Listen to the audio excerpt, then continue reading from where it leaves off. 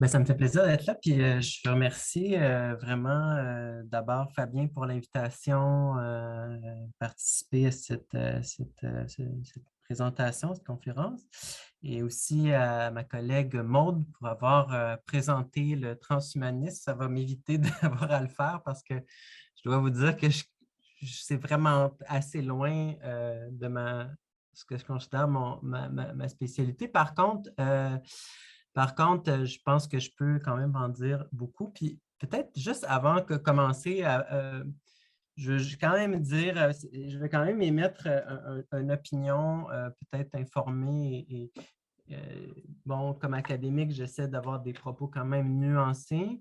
Mais juste pour que les gens ici, pour que peut-être ça va vous permettre de respirer un peu, puis de ne pas aller tout de suite vous sauver dans votre bunker là, pendant ma présentation. Le transfert, le transfert des cerveaux dans le cloud, c'est une idée qui n'est pas nouvelle, on s'entend, mais elle est absolument farfelue. On parle du domaine vraiment de la croyance et comme le premier intervenant, je m'excuse, j'ai oublié votre nom, monsieur, mais vous parliez du domaine de l'intelligence artificielle. Effectivement, les gens qui œuvrent dans ce domaine-là, pour la grande majorité, quand même rejettent cette idée qu'on pourrait déjà à court terme, en tout cas, transférer nos cerveaux donc numériser finalement notre pensée. Mais même en théorie, même si déjà en pratique, on peut penser que ce serait un problème qui serait l'équivalent de peut-être de... C'est le genre de problème qui fait partie peut-être de la même catégorie de le jour où on aura colonisé une autre galaxie, il y aura peut-être des problèmes d'approvisionnement de je ne sais pas quoi. Bon, ben, c'est un peu dans la même catégorie de problèmes déjà, là, parce qu'on est vraiment, si c'est même possible, on est vraiment, vraiment loin de ça. Puis on s'entend, c'est impossible. C'est pas. Il faut vraiment, vraiment avoir un esprit. Il faut vraiment, vraiment penser comme quelqu'un d'extrêmement réductionniste pour penser à ça aujourd'hui, du moins. Ceci étant dit, cette idée, elle vient aussi, il ne faut pas sous-estimer quand même une chose, c'est que l'informatique, c'est quelque chose qui est apparu donc, dans l'après-guerre et qui est extrêmement, extrêmement puissant, extrêmement donc, il y a une capacité d'autonomisation qui est quand même assez impressionnante. Et quand c'est apparu, même dans les tout débuts de l'informatique et donc de l'intelligence artificielle dans les années 50, c'est certain que disons,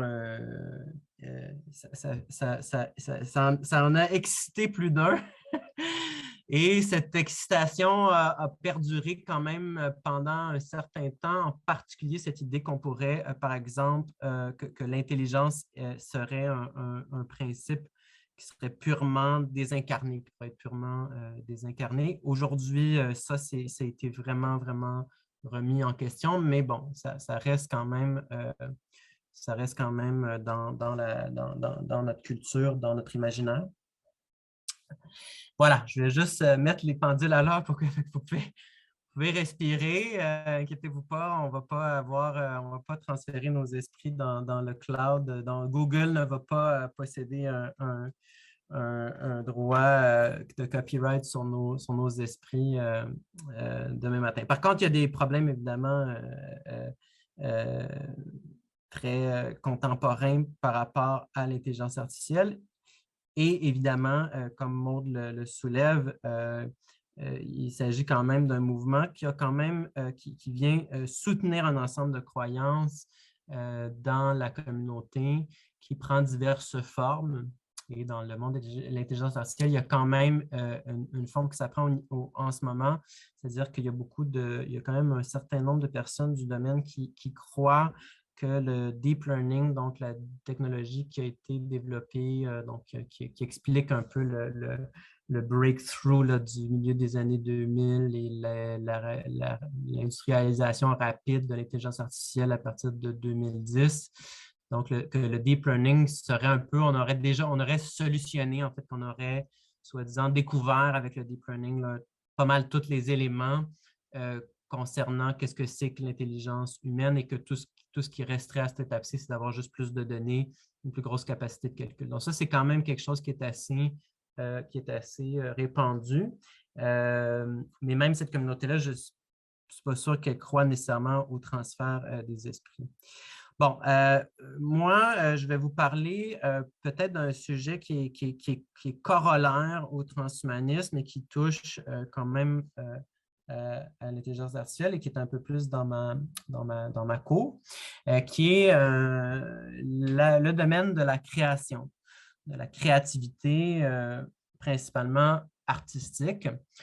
Et qu'est-ce que cette création, cette créativité-là qu'est-ce que ça pourrait signifier de penser une créativité, des formes créatives qui vont au-delà de l'être humain.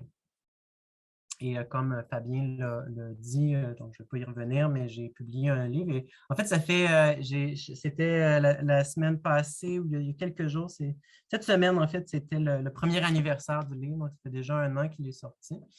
Et il y a quelque chose de nouveau, vraiment, même depuis l'apparition du livre, c'est l'apparition, donc déjà le domaine de la création à base d'IA changé, s'est transformé radicalement depuis 1 an, notamment avec l'apparition, principalement dû à l'apparition de ce qu'on appelle les systèmes prompt-based, donc c'est-à-dire des systèmes de génération d'images basés par le texte, où les gens peuvent facilement venir taper une expression, donc faire une demande. D'ailleurs, le petit background ici derrière, c'est moi qui l'ai fait avec une IA, donc j'ai demandé je voulais avoir un background pour mon Zoom. Puis je ne sais pas dessiner, je ne sais pas prendre des photos. Donc, j'ai demandé quelque chose comme d'avoir un espace, un genre de office space avec la lumière de fin de journée, des grandes fenêtres, une petite plante aussi. J'ai ajouté ça après dans mon prompt et ça a été le résultat. Ça m'a pris à peu près 10 minutes à générer cette image. Je l'aime bien. Évidemment, les gens qui sont un peu meilleurs que moi, là, qui passent un peu plus de temps, peuvent même aller jusqu'à gagner des compétitions, comme l'avait mentionné plus tôt Maud, d'ailleurs. Donc, Jason Allen, qui est finalement, en fait, je pense que c'est pas quelqu'un qui se définissait même comme un artiste, un informaticien, programmeur de jeux vidéo. Qui a gagné une compétition, donc je pense que c'était au Colorado, dans la catégorie des images quand même. C'était une catégorie d'images manipulées par ordinateur. Puis il a gagné la première place et bon, il y a eu, après, quand ils ont réalisé qu'il avait utilisé Midjourney, qui est un des systèmes les plus connus dans ce domaine, bon, les juges, il y a eu tout une espèce de scandale. Les juges était un peu offusqué qu'une intelligence artificielle ait gagné la compétition, mais en fait, ce n'est pas une intelligence artificielle, c'est quelqu'un qui, par ailleurs, s'est défendu en disant, écoutez, moi, je n'ai pas menti, j'ai indiqué que c'était fait avec Midjourney, et j'ai dit, j'ai quand même passé quelques semaines à travailler avec cet outil. Donc, avant d'arriver à ce résultat, j'ai demandé toutes sortes de phrases, je les ai raffinées, il y a toutes sortes d'options avec cet outil-là. On peut voir ça comme un logiciel avancé de génération d'images. Mais mon point avec cette image, c'est pour vous dire, juste peut-être vous êtes vraiment pas dans ce domaine, moi je suis quand même assez près le domaine. Et ce qui se passe, c'est que ce à quoi on assiste, puis c'est ce que j'avais commencé à soulever par ailleurs dans mon livre, c'est que malgré le fait que l'art et la musique à base d'intelligence artificielle existent depuis aussi longtemps que l'intelligence artificielle, donc on parle des années 50, eh bien, aujourd'hui, quand on regarde dans les nouvelles ou dans les médias sociaux, ce qui domine, c'est ce que vous voyez, c'est ce type d'intervention.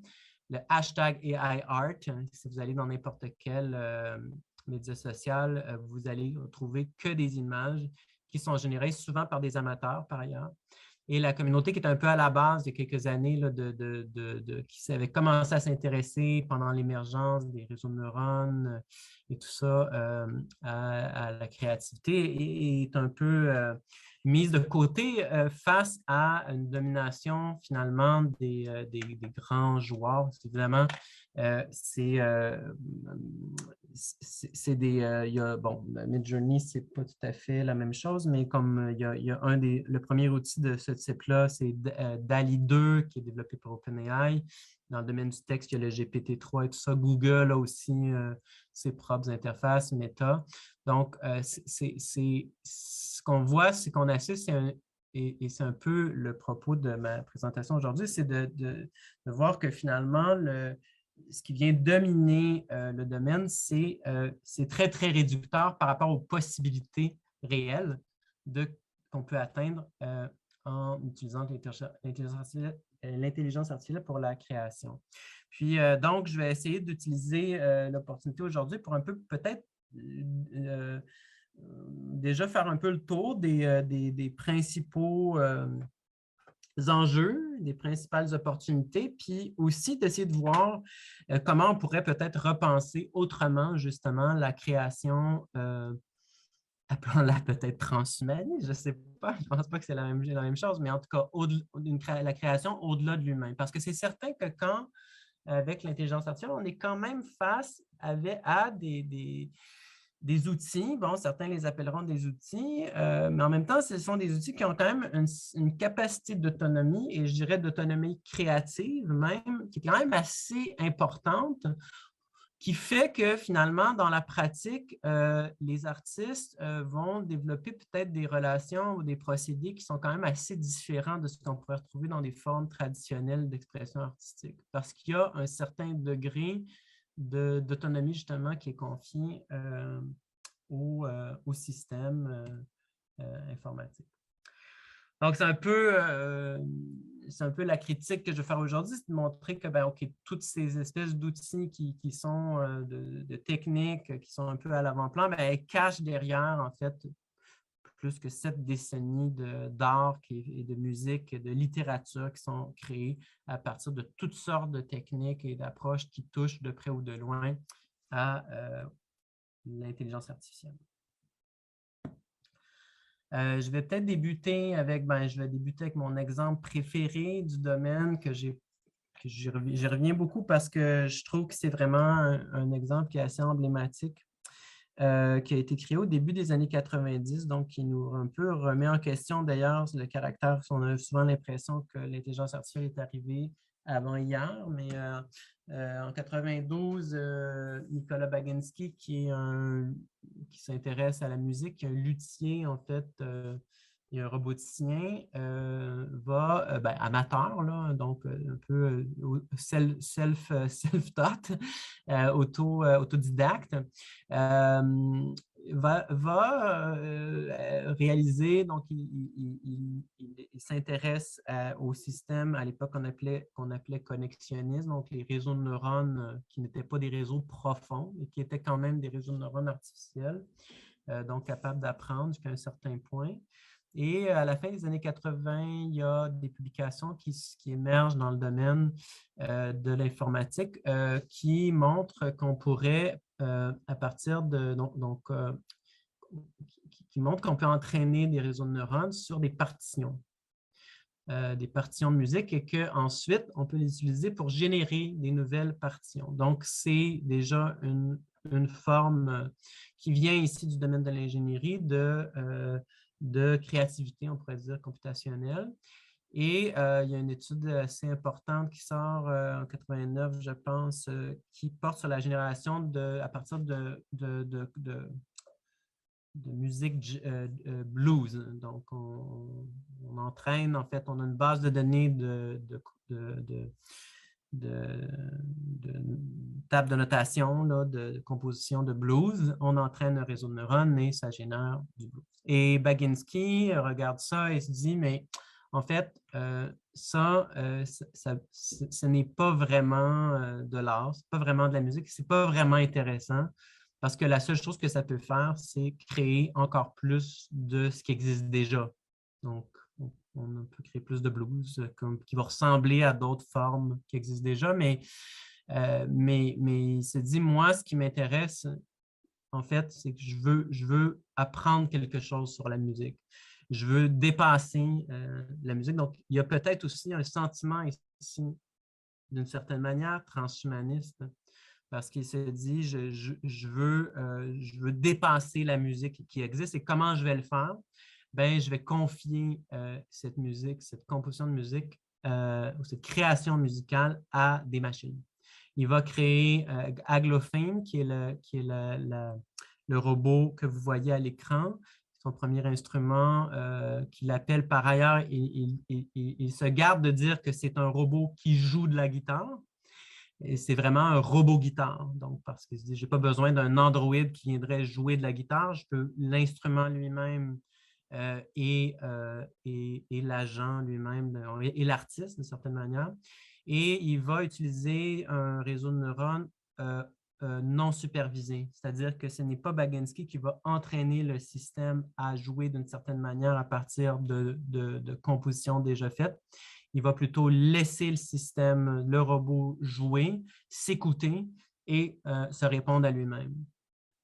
Et c'est le début d'une aventure qui va durer plus de 2 décennies, dans laquelle éventuellement d'autres membres vont se jouer au band. Il va créer un band qui va s'appeler The Three Sirens.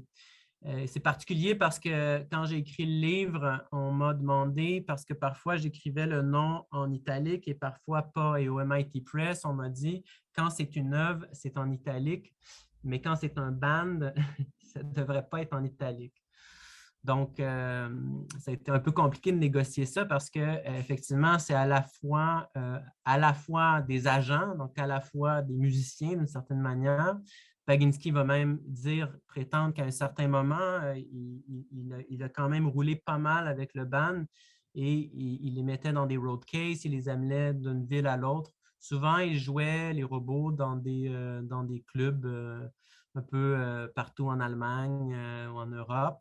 Avec d'autres bandes, des fois avec des humains, là, sur différentes scènes et tout ça. Puis lui-même dit, il dit qu'à un certain moment, il avait plutôt l'impression d'être leur caddie, donc même que l'artiste finalement.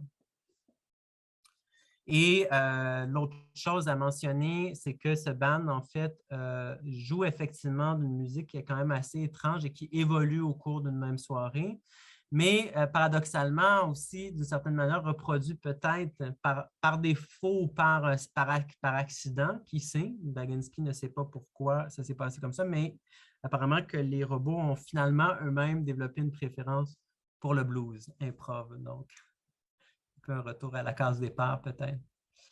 Je vais juste introduire rapidement pour ceux et celles parmi vous qui sont ici, qui ne connaissent pas bien. J'aime bien faire cette petite présentation-là sur qu'est-ce que c'est que l'apprentissage automatique. Puis aussi peut-être les mythes qui entourent l'intelligence artificielle. Donc, juste essayer de déconstruire, de mettre un peu les pendules à l'heure. Donc, d'abord, l'intelligence artificielle, on a tendance des fois à se mélanger intelligence artificielle, l'apprentissage automatique, l'apprentissage profond, qu'est-ce que c'est? Parfois, on les met un peu sur un pied d'égalité. Donc, il y a plusieurs définitions.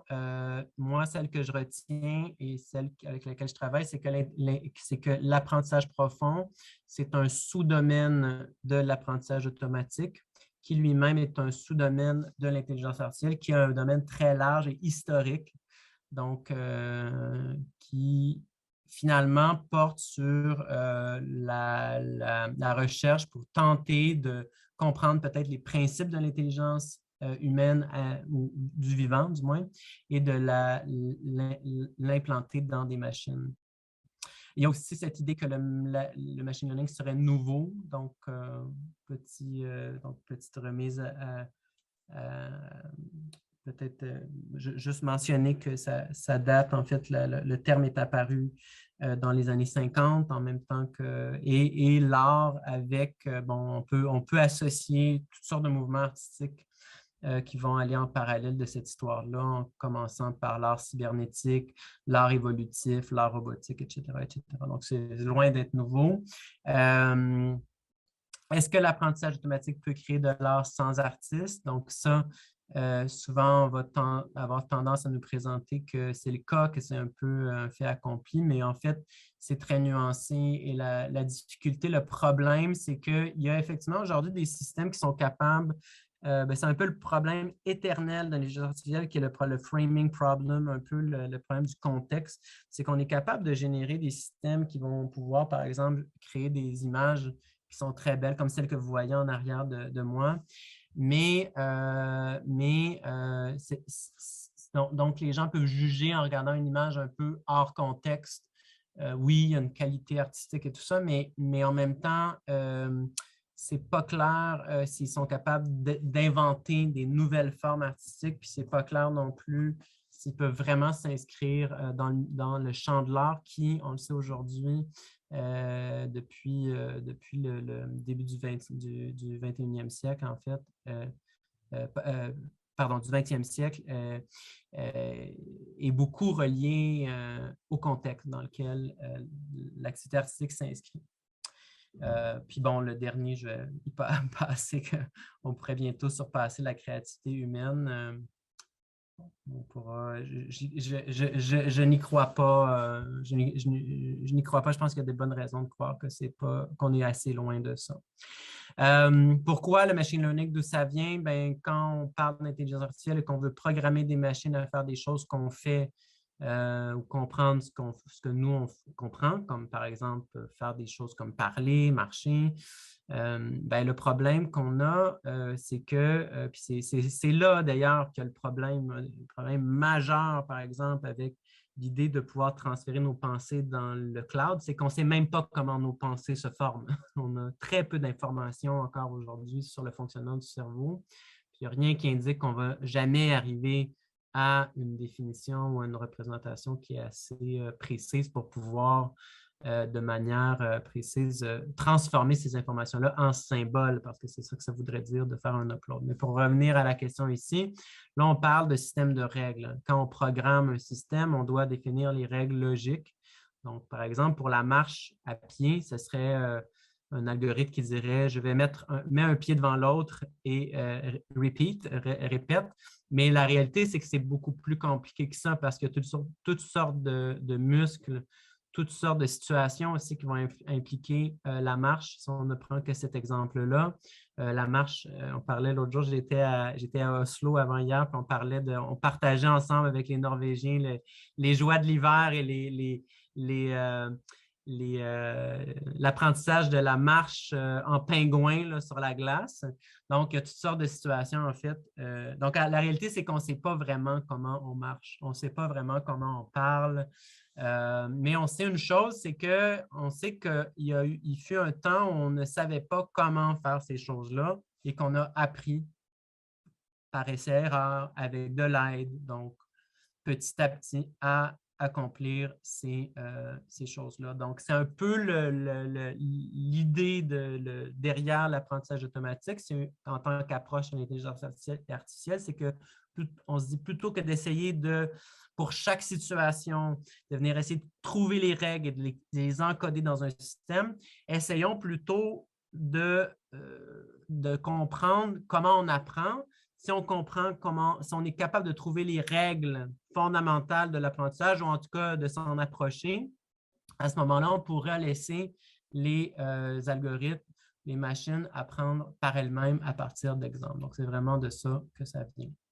Puis, je veux juste, à partir de ça, qu'est-ce que ça a comme conséquence au niveau de la création artistique?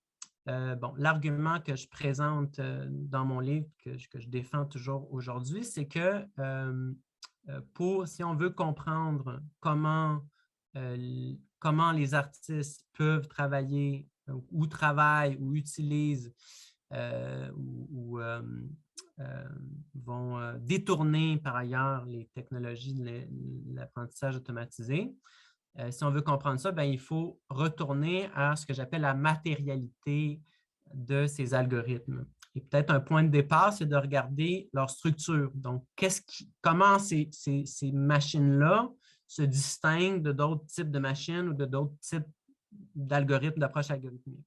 Et en fait, elles partagent, tous les algorithmes d'apprentissage partagent plus ou moins une structure tripartite, qui est quand même assez spécifique.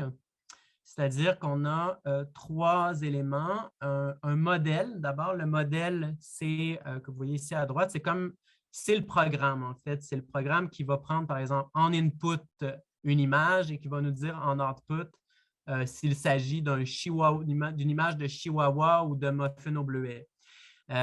Ou qui va peut-être une machine qui est purement générative, qui va générer du texte, par exemple, ou qui va nous répondre. On envoie une question, on nous envoie une réponse. Donc, cette machine-là, dans l'apprentissage automatique, en fait, c'est ce qu'on appelle un modèle au sens où c'est comme une modélisation réduite, donc on va vouloir aller extraire les éléments principaux d'un phénomène qui est observé par le système. Ensuite, ce modèle, au départ, il est un peu souvent aléatoire. Il ne performe pas très bien. Il dit n'importe quoi. On lui envoie une image de chihuahua, il dit bleuet, bleuet, il dit chihuahua. C'est assez aléatoire. Ce qu'on va faire, c'est qu'on va utiliser des données. Donc, par exemple, on va avoir des images de chihuahua et des images de muffin au bleuet. Puis, on va donner comme ça, envoyer ces images au modèle et le modèle va émettre une réponse et il va prendre une bonne décision ou il va se tromper. Et il y a à ce moment-là un algorithme d'apprentissage, qui est la structure qu'on voit ici dans l'image au milieu, qui va s'interposer, si on veut, entre les données et le modèle et qui va venir ajuster le modèle petit à petit pour que, à mesure que le temps passe, le modèle devienne de plus en plus performant, de plus en plus capable d'émettre des décisions de plus en plus précises. Donc, je vais passer assez vite sur le reste, un petit bout de la présentation. Je vais juste faire un petit survol en regardant chacun de ces éléments-là dans le contexte artistique. D'abord, au niveau du modèle, je vais présenter cet exemple-là des années 90. Adrienne Thompson qui avait créé un modèle, donc un modèle physique. Un modèle d'un processus décisionnel où c'est assez simple. En fait, il voulait créer un circuit imprimé qui allait pouvoir distinguer entre 2 fréquences sonores, 1 kHz ou 10 kHz. Donc, vous voyez ici dans le graphique à droite, dans le diagramme, c'est dans le input, on envoyait un son et en output, en sortie, on devait avoir une valeur, par exemple, 1 ou en tout cas un voltage, on va dire, positif s'il s'agissait de la fréquence de 10 kHz. Et sinon, on envoyait un voltage de 0. Donc, c'est un circuit, on appelle ça des FGPA. C'est des circuits qui sont comme programmables. On peut les reconfigurer. Donc, physiquement, c'est des portes logiques qui se reconfigurent. Et Adrienne Thompson, ce qu'il a fait, c'est que plutôt que d'essayer de créer lui-même un circuit à partir de données, d'informations qu'il connaissait déjà, il a généré toutes sortes de circuits, mettons 1000 circuits aléatoires. Il les a testés, il a pris les 5-10 meilleurs et il a appliqué une procédure qu'on appelle d'apprentissage évolutif. Donc, c'est comme s'il a fait des croisements de ces circuits-là. Donc, il a appliqué une méthode d'apprentissage automatique pour que les circuits deviennent de plus en plus performants sur cette tâche-là. Et ensuite, ils ont regardé le circuit et se sont rendus compte que le circuit, il y avait beaucoup d'éléments qui étaient, en fait, à peu près peut-être un très faible pourcentage, peut-être un quart des éléments qui étaient vraiment utilisés. Le reste était complètement déconnecté. Donc, c'est dit, on va déconnecter tout ce qui n'est pas utile et on va pouvoir avoir un circuit beaucoup plus simplifié. Par contre, quand il a fait ça, le système ne fonctionnait plus. Et ils ont réalisé qu'en fait, ils devaient conserver certains des éléments dans le circuit qui n'étaient pas vraiment connectés, ou en tout cas qui n'avaient pas vraiment d'influence au niveau logique, mais dont le circuit se servait pour utiliser comme les micro-variations magnétiques, si on veut, afin de réaliser la tâche. Fait que le point que je vais mettre ici avec les modèles, puis c'est vraiment important dans le contexte de la création artistique et aussi pour les audiences, pour les visiteurs, les gens qui consomment, qui voient l'art, c'est qu'il n'y a pas vraiment moyen de l'expliquer complètement rationnellement. C'est des systèmes qui sont très complexes et qui vont être plus des systèmes statistiques que des systèmes à base de règles. Alors, on doit, d'une certaine manière, apprendre à à les connaître de manière plus incarnée, plus phénoménologique. Et ça a quand même un impact au niveau des possibilités, au niveau aussi du type d'expérience qu'on peut en faire.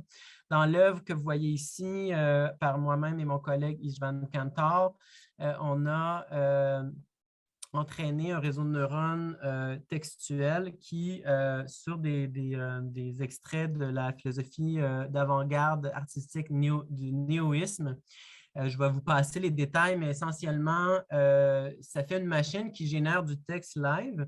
Mais ce qu'on a fait, c'est qu'on a donné une capacité pour le public de venir physiquement déconnecter et reconnecter des éléments du réseau de neurones. Donc, les câbles que vous voyez devant, chaque câble permet de déconnecter à peu près entre 10 et 100 000 connexions dans le réseau de neurones. Donc, à mesure qu'on déconnecte les câbles, le texte se met à se dégrader.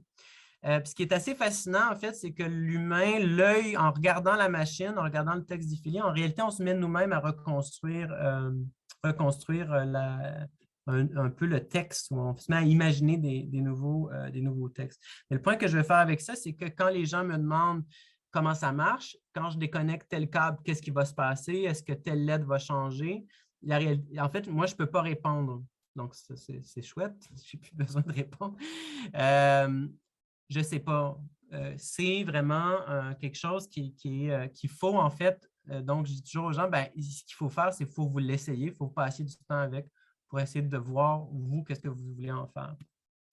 Je vais passer rapidement sur la question des données, quoi qu'elle est importante. Peut-être juste donner cet exemple-là.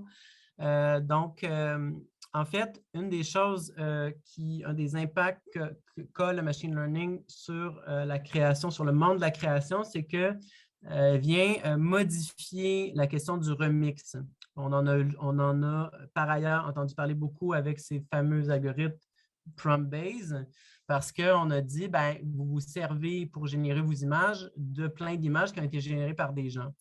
Donc, en fait, c'est que ces algorithmes permettent de remixer une nouvelle forme de remix qui n'est plus du remix comme on le connaissait avant, c'est-à-dire c'est plus juste de prendre des images puis de les coller ensemble ou de prendre des échantillons sonores puis de les amalgamer. On peut carrément remixer des procédés transformationnels, des procédés génératifs, des styles. Prenons l'exemple ici à droite de Holly Herndon, qui l'année dernière a créé un modèle de sa voix et a remis sa voix avec une licence Creative Commons et vous pouvez créer vos propres œuvres à partir de sa voix. Donc, bon, elle le fait un peu d'une manière aussi parce que je pense, comme avec le remix, il y a à la fois un côté, disons, un côté good, un côté dark, c'est le remix peut être quand même assez intéressant. Donc, on en fait du remix, on s'inspire les uns des autres, on se réapproprie toujours les choses que les autres font. Donc, il y a une richesse artistique dans l'humanité qui ne demande qu'à être augmentée. Et Holly Herndon a fait ce choix de se dire, ben, OK, ben moi, ça ne me dérange pas utiliser ma voix faisant ce que vous voulez, mais bon, vous mentionnez quand même mon nom quand vous le faites. Mais à l'opposé, on a aussi évidemment tout le danger que ça peut représenter, évidemment, pour les artistes. Peut-être au niveau de la procédure d'entraînement, maintenant, juste un point à faire sur la question de l'optimisation qui, je pense, est vraiment importante. Les algorithmes d'apprentissage font essentiellement une chose, c'est qu'elles optimisent un modèle pour que ce modèle devienne de plus en plus performant.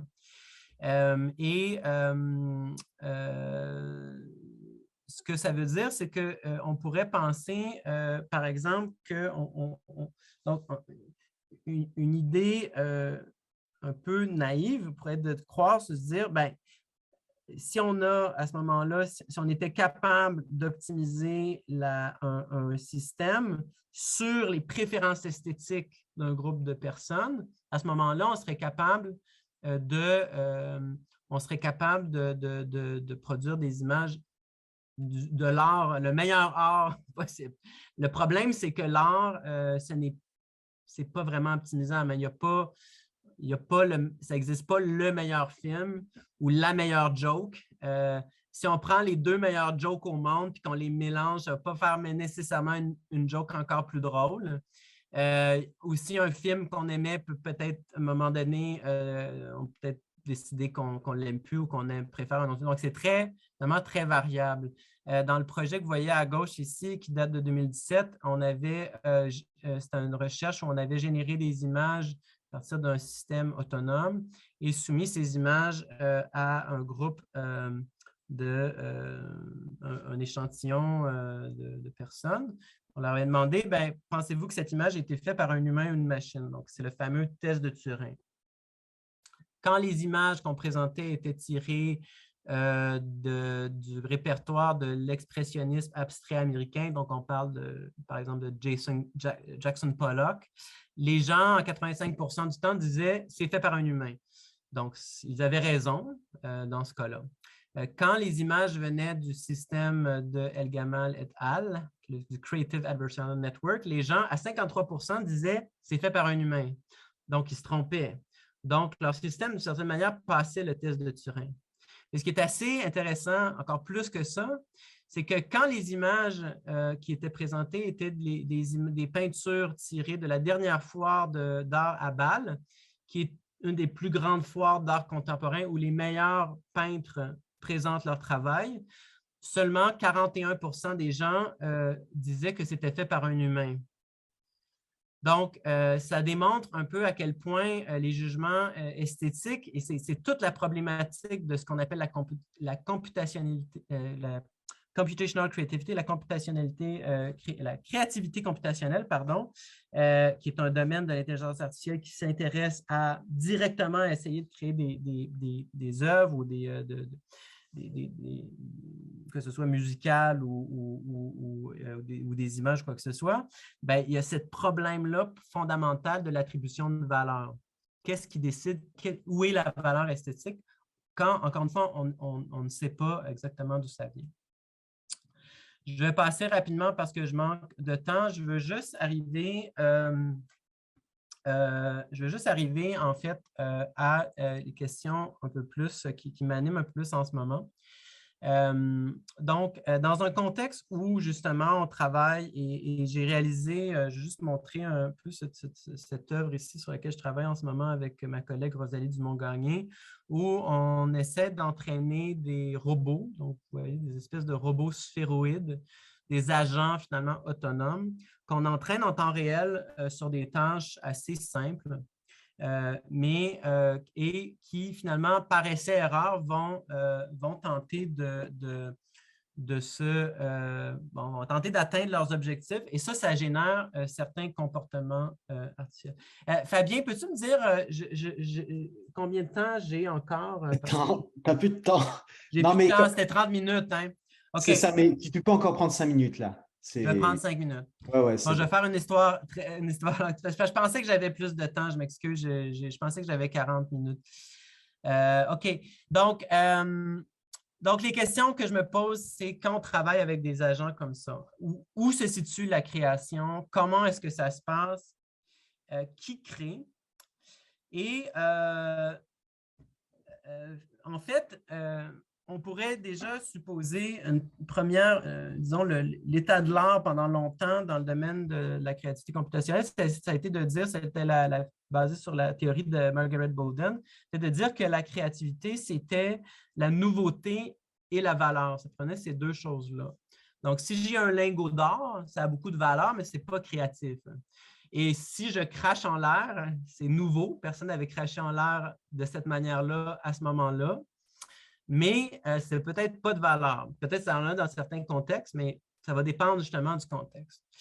Dernièrement, il y a en tout cas, il y a Oliver Bond qui a écrit un super livre puis qui rejoint un peu mon idée par ailleurs par rapport à ça. Ce qui va dire, en fait, ce n'est pas tellement ça qui compte. Ce n'est pas si important d'où vient la créativité. Puis, la question de la valeur, de la nouveauté, elle évacue un peu le contexte, qui est pourtant fondamental dans le champ de l'art. L'art, c'est une activité qui est située dans un contexte social, culturel, et c'est ça qui attribue, c'est ça qui en définit la valeur.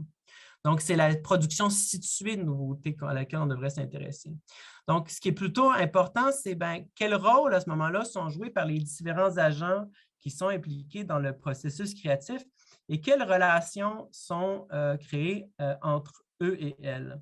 Donc, on devrait peut-être redéfinir, c'est un peu ce que je propose, la création comme, non pas donc comme une espèce, et ça, inévitablement, ça évacue ou ça pose un sacré problème à l'idée d'une espèce de singularité, d'une espèce d'intelligence artificielle qui viendrait prendre la place de l'artiste.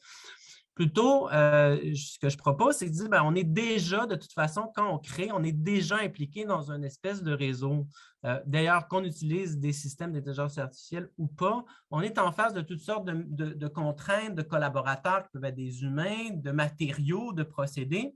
Et peut-être qu'il faut plutôt évaluer comment toutes ces choses-là sont intégrées les unes avec les autres. Donc, il y a différentes positions qu'on peut prendre par rapport à ça. On peut se dire, on est en train de collaborer avec une machine. On est peut-être plutôt les jardiniers ou les artisans qui créent des bases de données pour entraîner des systèmes ou qui viennent ajuster petit à petit les trucs, donc sélectionner les meilleures productions qui ont été faites par des systèmes génératifs. On est peut-être aussi un peu dans une position un peu comme si on était en train de dompter un animal sauvage. Donc, quand on essaye, par exemple, de dompter un cheval sauvage, est-ce qu'on collabore avec le cheval? Est-ce qu'on a le contrôle complet ou est-ce que c'est le cheval qui a le contrôle complet? Ben non, il y a une espèce de processus itératif. Et pour aller un peu plus loin, et je vais terminer avec ça, il y a ce concept, puis pour moi, c'est un peu celui qui me parle le plus en ce moment dans ma propre pratique, quoiqu'il est imparfait, c'est ce concept d'apprivoisement. Donc, parce que on se trouve dans une position où on est face à des systèmes qui, jusqu'à un certain point, sont hors de notre contrôle, mais on n'a pas le choix, à force de regarder mes robots pendant des heures et des heures et des heures, on ne peut pas sortir d'une certaine manière, d'une certaine forme. On est humain, donc on ne peut pas complètement se désanthropomorphiser et inévitablement, on développe une relation, une forme d'empathie, pas nécessairement d'empathie au sens où on s'en fait pour le pauvre petit robot, mais plutôt une empathie au sens où on essaie de se mettre à la place de ce système-là. Et on ne peut pas forcer ça, on doit laisser de la place finalement à ces systèmes-là. On doit voir aussi comment nous, on peut se transformer soi-même à l'intérieur de cette relation-là pour arriver à nos objectifs qui ne sont pas toujours tout à fait définis dès le départ. Donc, ça nécessite de la part du créateur et je pense aussi de la part des audiences, des œuvres, de passer donc un autre rapport aussi à l'œuvre et au processus créatif qui est beaucoup moins ancré dans une approche de domination et qui est beaucoup plus proche d'une espèce d'apprivoisement, de nécessité de faire de la place finalement au phénomène en place, puis d'apprendre à se connaître finalement soi-même et les machines avec lesquelles on vit. Donc voilà, je vais arrêter ici. Merci beaucoup.